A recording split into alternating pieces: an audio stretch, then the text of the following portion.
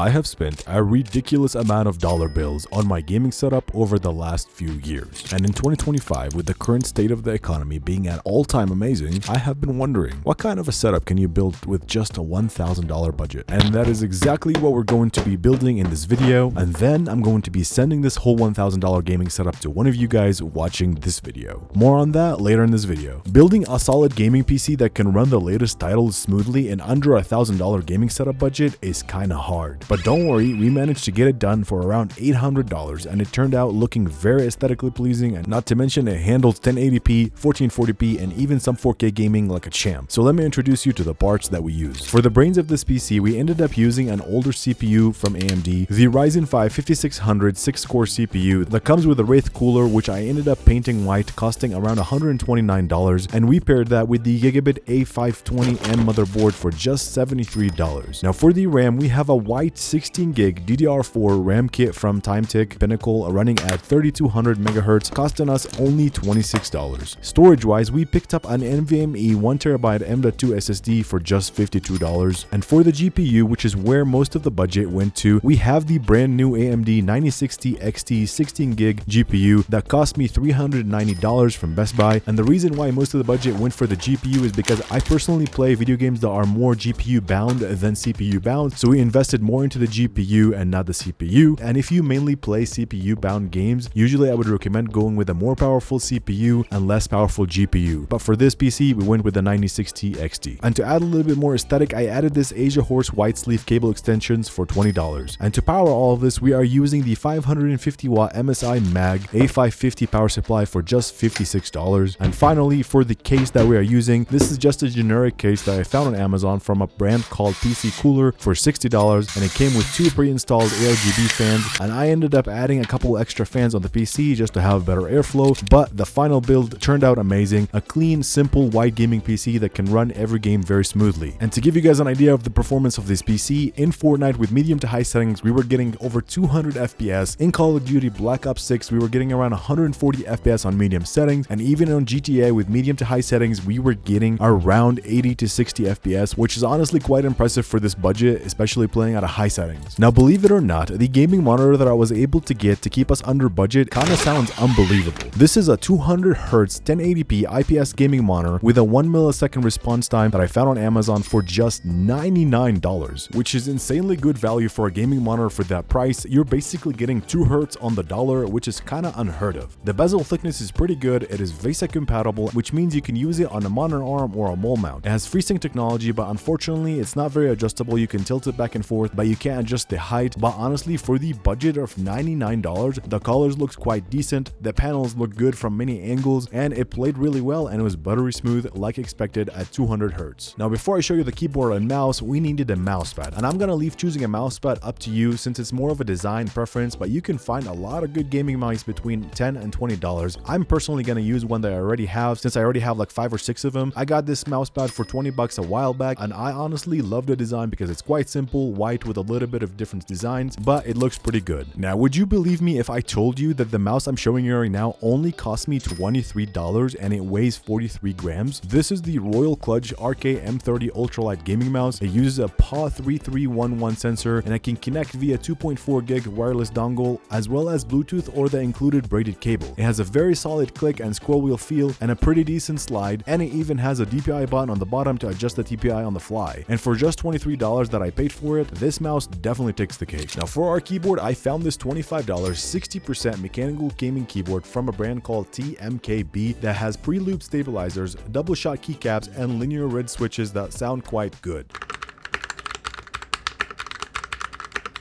Even though this keyboard sounds really good, it has a couple of flaws. One of them is that the switches are not interchangeable, so you can't change them to anything else, and the RGB is set to one color, which is this light blue. You can change the RGB effect, but you can't change the color. So for just $25, I have no complaints about this keyboard, especially since I'm trying to fit it under $1,000 gaming setup. Now everybody and their mom has been talking about using IEMs for gaming, and I figured I'd just try it out, especially since they're budget friendly. And I don't really know much about IEMs or which ones are the best, but I found these IEMs on Amazon called CCZ Yinyo, and they had 17,000 reviews at 4.5 stars, coming at only $19. These things look pretty cool with a transparent design and honestly tune really well. And when I first put them on and started listening to music, I could not believe that these things only cost $20. For $20, these almost sound as good as my AirPods, which cost $200. And with that last $20, it brings our total to around $1,000 for this whole gaming setup, and this is the final result of it.